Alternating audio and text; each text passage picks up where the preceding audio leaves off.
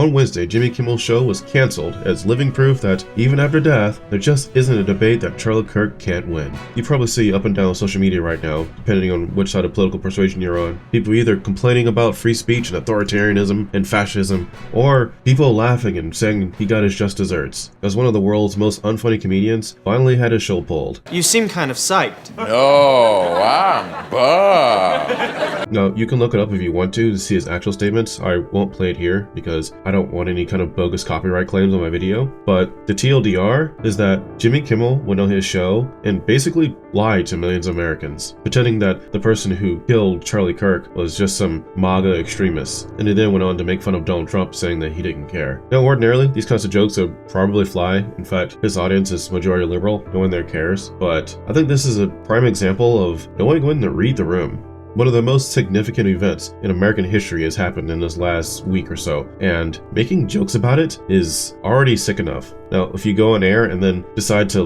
lie about it to millions of people, that is going to give your publishers pause, especially if they're already in a hole keeping you on air in the first place. Jimmy Kimmel mentions that he doesn't always give his opinion about things as a talk show host because it's that gray area, right? But one thing is for sure, he did not exercise good discretion in this instance. Hey guys, Sam Eternal from the future here. Even as I edit this video, there's breaking news from Wall Street Journal detailing more inside information about this very story. Apparently, various advertisers and affiliates had called ABC sometime after one of the FCC commissioners expressed frustration with Jimmy Kimmel's show, with some executives at Sinclair and Nexstar, owners of more than 60 local ABC stations, telling the network that they would preempt the show indefinitely to prevent any further comments from Jimmy Kimmel from airing. Now, as for Jimmy Kimmel himself, he actually planned to double down on a following show on Wednesday night, which definitely would have made matters worse. And with a combination of advertisers and affiliates complaints, FCC public statements, and various threatening emails Jimmy Kimmel's staff had received, not to mention Jimmy Kimmel's intent to double down on his next show, Bob Iger and Dana Walden unilaterally made the decision to take Jimmy Kimmel off air to prevent the situation from precipitating any further. Following this, Nexstar, a suburban Dallas-based broadcaster that owns and operates more than 200 local television stations, had a spokesperson that said, the decision to preempt Jimmy Kimmel Live was made unilaterally by the senior executive team at Nexstar, and they had no communication with the FCC or any government agency prior to making that decision.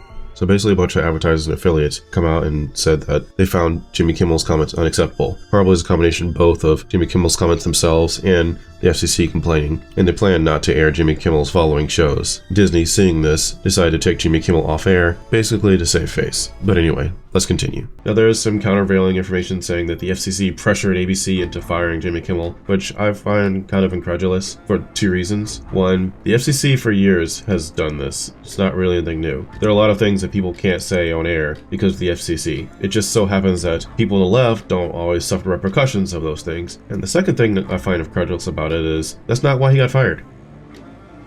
There's no backroom deal or 3 a.m. call where the FCC commissioner is taking the ABC executives to task over their handling of Jimmy Kimmel. No, FCC commissioner, I think it was, made some public statements talking about how some of these things were problematic and how perhaps some of the carriers shouldn't be carrying these obvious lies. But that's not enough, in my opinion. What really caused the problem is Jimmy Kimmel himself. If you're a person on the left, you know that tides have definitely been changing. People on the right now are really fed up. They're upset. They're angry because one of their primary people have just been killed. And now you have one of your primary comedians come on air, and then just lie about the incident? That's not okay. I remember a day when people would get fired over the littlest of things, get fired over having opinions 10 years ago that were problematic. I remember when the left didn't care about them at all. I think this tweet from Matt Walsh sums it up quite clearly. Jimmy Kimmel lied about Charlie's assassination and used the opportunity to defame Charlie's own friends and allies. He deserves to be fired for it. These are the repercussions that conservatives have been experiencing for years for infractions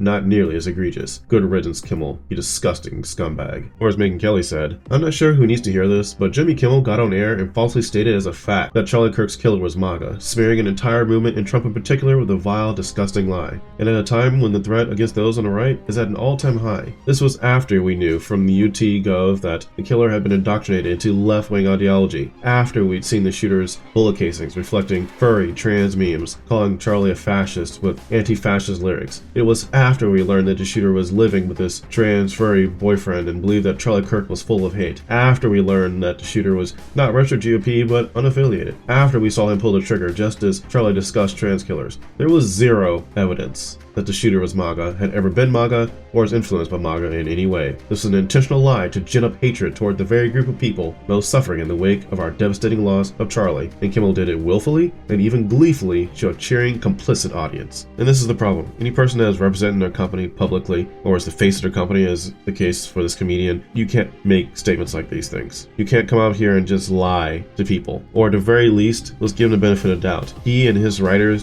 did very lazy due diligence on the source material, and now they're paying the price for it. A person like you or I would be fired on the spot if we had done something this egregious at our companies. I have zero doubt ABC was overwhelmed with absolutely furious calls, comments, and emails from truly fed up viewers, and knew it had crossed a deadly serious line. In short, good riddance. Yeah, the reality is, some jokes just aren't funny. And I know, comedians should know the difference between which jokes are funny and which ones aren't, but not only were these jokes not funny, they were just blatant lies to serve one side. But of course, the only thing the left can see is, oh, the Trump administration is cracking down on free speech. This is about free speech, free speech, free speech. This is all so tiring. Everyone using free speech to complain about free speech being taken away knows they're liars and lie anyway. Deceit is the weapon of the enemy. Tucker Carlson got deplatformed and AOC cheered that on. Megyn Kelly got deplatformed and Hassan Piker supported that. Donald Trump got banned from Twitter and every single one of these people supported banning the literal president of the United States. I only know one person in America that was killed for freedom of speech, and it was Charlie Kirk. And all the liars now crying celebrated that tragedy. Stay mad. I hope this happens to a lot more of you. Thank you so much for your tears. As much as I want to try to be nice or try to find a lot of both sides in this, I progressively am becoming more and more just frustrated this entire ordeal. So many people just showed their butt. No other way to say it. They reveal the evil selves they truly were. And it's unfortunate. I thought so many people in this country were better. Now, I still think it's a minority. I think it's probably about 10 to 15% of the country, but I think that 10 to 15% of the country genuinely does not want any conversation with the other side, and they're willing to cheer on evil. They're cheer on murder, they're cheer on lies, and there's nothing we can say or do that'll change their mind. So when they get fired, bye. In fact, this person named Swampist on Twitter put together a list of people that over the last decade have been fired from massive advertiser boycotts and pressure campaigns from the left. I'm not going to go through the details of every one, but I will at least name them off and put them on screen here for if you want to pause and read it. We've had Roseanne Barr, Gina Carano, Megyn Kelly, Dave Chappelle, Joe Rogan, Tucker Carlson, an entire app Parler. Do you remember that? Do you remember that whole bogus thing when Parler was becoming big, and then all of a sudden all the people on the left were like, oh, Parler is terrible and it's just full of extremists. You app stores, you better take it down, and boom, it was gone. Just overnight. The very first time that everyone was willing to actually move to a different social media platform, and boom, couldn't happen. J.K. Rowling, fortunately, she's still out there doing a good fight. Mike Lindell, Alex Jones, to be fair, he did kind of cause a lot of his own problems. But the reality is, there are two sets of rules. The left can lie and laugh about it. The right has to walk this tightrope, making sure every single thing is right, and if they don't, boom, canceled. Well, we're not in those times anymore. In order for society to function, there has to be some kind of social shame. But when people are willing to just get up on broadcast television, or to get up on their TikTok or Reddit or whatever and just blatantly lie their teeth about a murder of a popular figure, or to even celebrate the murder of a popular figure, we're not having any kind of societal shame anymore. And if we don't have that mechanism of societal shame to say, hey, sure you can say it, but you really shouldn't, then it's going to be really difficult to have any kind of speech going forward. Because then things become less about what's more moral to be said and more about who just has power at the moment. And that's not sustainable. It's our politicians peddle policy. In the end, I think it really just boils down to this. If it was okay for one side to do all the cancellations for so long, then it should be okay for the other side to do it. But instead, what I see on social media is seemingly the same people that were ready to ruin the lives of people on the right are now just proclaiming authoritarianism and fascism at every single turn. There doesn't seem to be enough honesty coming from the left right now, and that is unfortunate. And it seems to be the only way to restore that is to get the left to realize that there is shame to proclaiming that murder is okay. It's all there, black and white, clear as crystal. You get nothing. You lose. There is shame to being happy that Luigi Mangione could just go out and kill a CEO. There is shame to proclaiming that it's okay that Charlie Kirk was just murdered in broad daylight. We need to bring back shame, and people should be ashamed of saying really evil things on the internet. But if not, well, then this internet civil war is just going to keep going on in perpetuity until one side learns or the other side just completely dominates the other. Anyway, those are just my thoughts. What are yours? Let me know in the comment section down below your comments or criticisms, and I'll see you again next time. Bye!